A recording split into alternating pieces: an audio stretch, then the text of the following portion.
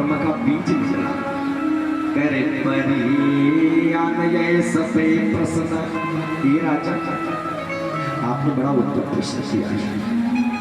कृतो लोक कृतो नृपः। राजा से परीक्षित का प्रश्न ये नहीं था कि मुझे क्या करना चाहिए, मेरी मुक्ति कैसे होगी। केवल एक प्रश्न था, क्या 7 दिन में मरने वालों को क्या करना चाहिए। अब 7 दिन में केवल परीक्षित थोड़ी मरने वाले हैं। अरे हम आप भी तो मरने वाले हैं। 7 तो दिन होता, रविवार, सोमवार, मंगलवार, बुधवार, गुरुवार, शुक्रवार, शनिवार 7 दिन होता। और 7 हमारे शरीर में गांठें होती हैं। 7 तल्ला का मकान यही है। आप गणना करोगे पैर से ना 7 जगह जोड़ेंगे। और 7 दिन में कर्म, अकर्म, विकर्म, सुकर्म सब जाता है। 7 दिन में 84 लाख दुनिया ही जन्म मृत्यु शुभ अशुभ सब कुछ हो जाता है। ये 7 दिन का बहुत बड़ा महत्व है, बहुत बड़ा महत्व है। 7 वर्ष की अवस्था में 7 दिन तक कन्हैया ने 7 कोस का गोवर्धन जी को धारण किए। बहुत महत्व है 7 दिन। इसलिए 7 दिन एक भागवत कथा चलती है। हमारा 7 दिन जो पिछला बीत चुका है वो परम पवित्र हो जाए और आने वाला जो हमारा 7 दिन है ना वो परम मंगलमयी हो जाए। बीता हुआ जो कर्म या कर्म विकर्म सुकर्म है वो परम पवित्र हो जाए। शब्द में अंतर है, परम पवित्र हो जाए। आने वाला जो 7 दिन है वह परम मंगलमयी हो जाए। मंगल में पवित्र में अंतर का ही, क्योंकि अब तक हम भागवती गंगा में अवगाहन आचमन नहीं किए थे। इसलिए हमसे कर्म या कर्म विकर्म बन गया, पाप बन गया। इसलिए जो अपवित्रता आई है वह परम पवित्र हो जाए। अब हम भागवत जी की कथा श्रवण करें, कुछ न कुछ तो पल्ले पड़ेगी ना, तो कुछ न कुछ पाप आदि से तो हम परे हो जाएंगे ना। इसलिए आने वाला 7 दिन मंगलमयी हो जाए। और जब मंगलमयी हो जाएगा तो पवित्र से भी पवित्र हो जाएगा। वो ऑटोमेटिक बनाना नहीं पड़ता, बन जाता। आपने पूरे संसार का हित कर दिया राजा, अपना अपने माध्यम से आपने पूरे सृष्टि का उद्धार कर दिया, तारण कर दिया राजा। इसलिए ही राजा तस्मात् भारत सर्वात्मा भगवान स्वरो हरे श्रोतव्यः कीर्तितव्यश्च स्मर्तव्यं चेतः।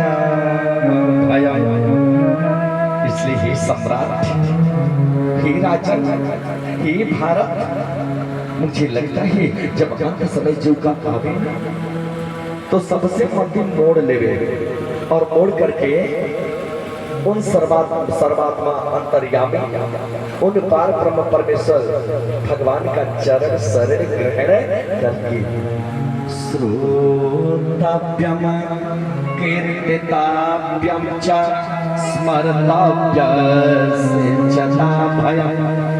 उनके गुणानुवाद का श्रवण करें, उनके कीर्ति का जो है श्रवण गायन करें, उनका स्मरण करें।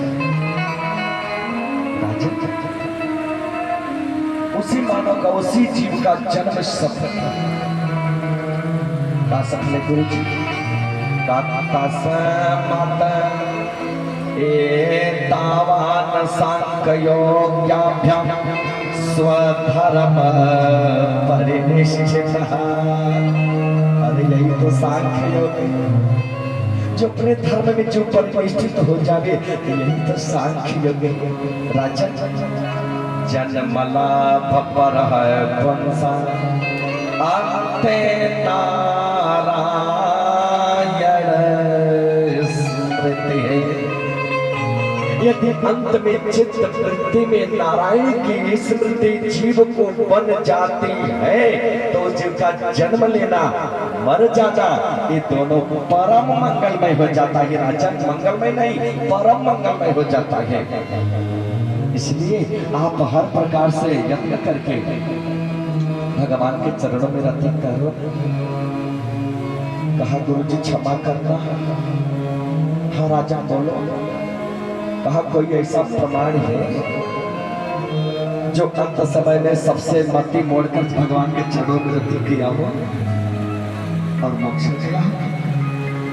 बहुत प्रसन्न हो गए सिकंदर जी भारत का राजा।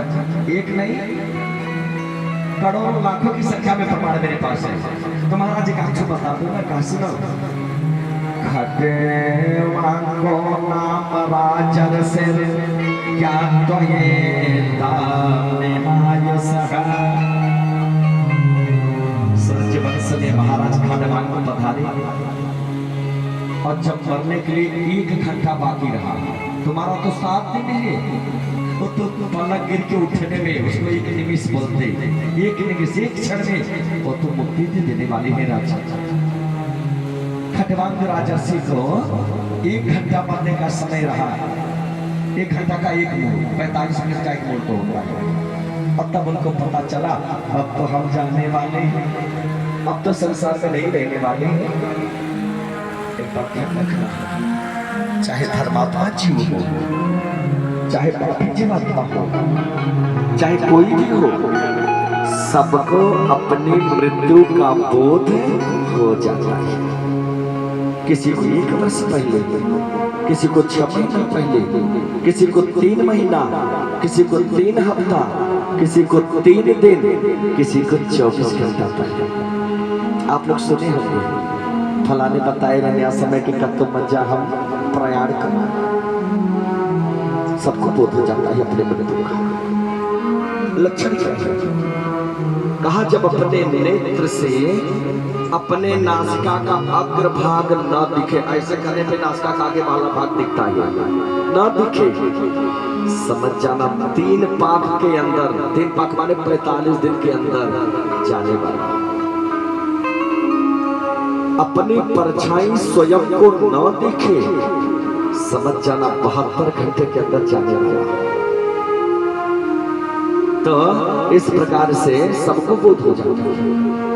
उनको बोध हो गया, और जब बोध हो गया तुरंत पुत्रों को बुलाए, राजा सिंहासन पे बैठाए, वो सिद्ध कर दिया और भगवान के चरणों में रत्ती लगा दी, मति लगा दी, रत्ती कर ले, 1 क्षण में मोक्ष हो गया।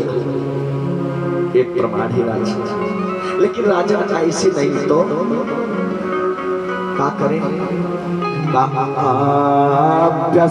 मनसा सोथम त्रिविध ब्रह्मचरम परम मनोयचे जितय श्वास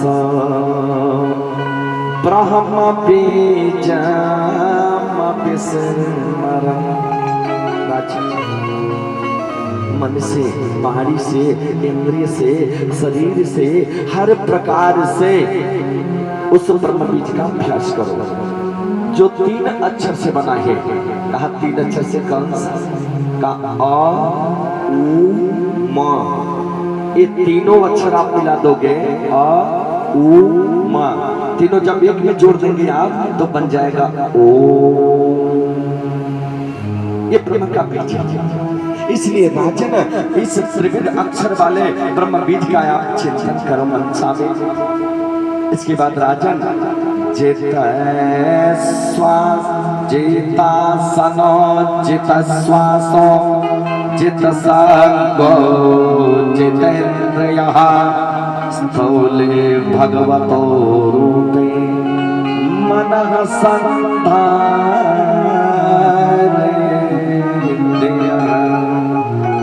राजन इसके बाद पहले आप आसन को जीतो। ये नहीं कि 10 मिनट ऐसे पालथी मार के बैठे रहे, 10 मिनट बाद पैर उठा के ऐसे बैठ गए, पैर फैला दिया, ऐसे आसन को जीतो। आसन के जीतने के बाद राजन तब श्वास पे कंट्रोल करो, क्योंकि श्वास का मन का बड़ा विशेष संबंध है। जितने तेज श्वास चलेगा उतने मन द्रुत गति से भागेगा। अब आप बंबई रहते हो, बनारस रहते हो, अमेरिका रहते हो, और यही बैठे बैठे जरा चिंतन करो, बैठे ही मनीराम तो पहुंच गए बंबई। इस मन से तेज चलने वाला कोई विमान है नहीं। इसलिए राजन मन पे आप श्वास पे कंट्रोल करो, और जब श्वास पे आपका निग्रह होगा तो मन ऑटोमेटिक कंट्रोल हो जाएगा। इसके बाद राजन जितेन्द्रियः 10 इंद्रिय 5 ज्ञान और 5 कर्म इंद्रिय। इसलिए इंद्रियों पे कंट्रोल करो, क्योंकि शरीर एक रथ है राजा। इस रथ में 10 घोड़े लगे हुए हैं और मनी राम जी, मन जो है ना वो सारथी हाँक रहा है, आत्मा राम जिस पे सवारी कर रही है। तो आत्मा का कंट्रोल मन पे, मन का कंट्रोल जो है घोड़े पे, और घोड़े का कंट्रोल चाल पे होना चाहिए। और नहीं, यदि आत्मा राम जी ने कुछ नहीं कहा, मनी राम जी ने घोड़ा हाँक दिया, घोड़ा मुंह उठा के दौड़ने लगे तो ले जाके कहीं भी पटक देंगे। छोटा सा गिट्टी भी आवेगा मार्ग में ना, पलटी मार जाएगा, चोट लगेगी। अब आप गाड़ी में बैठे हो, ड्राइवर गाड़ी 100, 120, 180, 200 की स्पीड में भगा रहा। अब आप कंट्रोल करो, भैया आराम से चलो, 10 मिनट लेटे पूछेंगे इतने ने होगा। तो हम भी सुरक्षित हैं, हमारा वाहन भी सुरक्षित है, हमारी यात्रा भी सुरक्षित और मंगलमयी है। इसलिए राजन, हमेशा संयम रूपी घोड़ा मन को मारो कि देखना इंद्रियों के न